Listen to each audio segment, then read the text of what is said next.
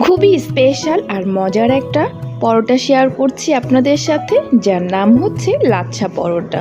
আসসালামু আলাইকুম, সবাই কেমন আছেন? সবাই থেকে স্বাগতম জানাচ্ছি সাহিল মমস বিডির আজকের রেসিপিতে। আজকে তৈরি করে দেখাবো লাচ্ছা পরোটা। তার জন্য এখানে আমি নিয়েছি 2 কাপ ময়দা।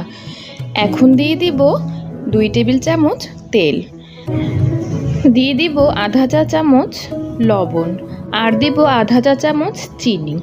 দিয়ে এগুলোকে হাত দিয়ে খুব ভালো মতো ময়ান করে নিতে হবে। খুব ভালো মতো ময়ান করে দিয়ে দিব পানি। আমি এখানে নর্মাল পানি ব্যবহার করেছি। এই পানিটা ব্যবহার করে খুব সুন্দর করে সফট একটা ডো তৈরি করে নেব। এখন এটা রেস্টে রেখে দেব।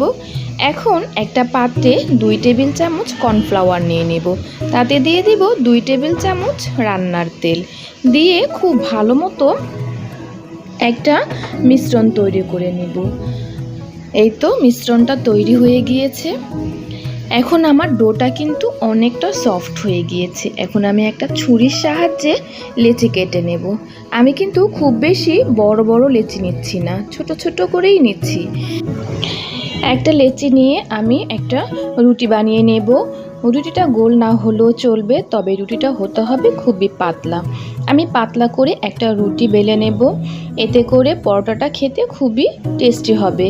এখন দিয়ে দিব কর্নফ্লাওয়ারের মিশ্রণটা, খুব ভালো মতো দিয়ে দিব। এখন একটা ছুরির সাহায্যে আমি চিকন চিকন করে কেটে নেব। যত বেশি চিকন করে কাটা যায় তত বেশি কিন্তু পরোটাটা খেতে স্বাদ হবে। এখন ওই পাশ থেকে মুড়িয়ে আনতে হবে। আমি এইভাবে করে আস্তে আস্তে করে মুড়িয়ে এনেছি। এখন এটাকে মুড়িয়ে গোল শেপে নিয়ে আসব। বিষয়টা আমি যেভাবে করছি আপনারা অবশ্যই দেখতে পাচ্ছেন। এইভাবে করে হয়ে গেল কিন্তু পরোটার সাইজ। এখন চাইলে আপনারা হাত দিয়েও এভাবে চেপে চেপেও তৈরি করতে পারেন, আবার চাইলে হালকা হাতে বেলুন দিয়েও করতে পারেন। আমি কিন্তু বেলুন দিয়ে বানিয়ে নিচ্ছি। এই তো আমার কিন্তু একটা লাচ্ছা পরোটা হয়ে গিয়েছে। চুলায় আমি একটা ফ্রাই প্যান বসিয়ে দিয়েছিলাম, তাতে হালকা তেল দিয়ে এটাকে খুব সুন্দর করে ভেজে নেব। কালারটা যখন আপনাদের পছন্দ মতো হবে তখনই এটাকে নামিয়ে নেবেন। এই তো আমার একটা পরোটা কিন্তু হয়ে গিয়েছে। একইভাবে আমি সবগুলো পরোটা তৈরি করে নিয়েছি। দেখতে যেমন সুন্দর, খেতেও কিন্তু অনেক মজার ছিল এটা। এতক্ষণ ভিডিওটি দেখার জন্য সবাইকে ধন্যবাদ। সবাই ভালো থাকবেন। আসসালামু আলাইকুম।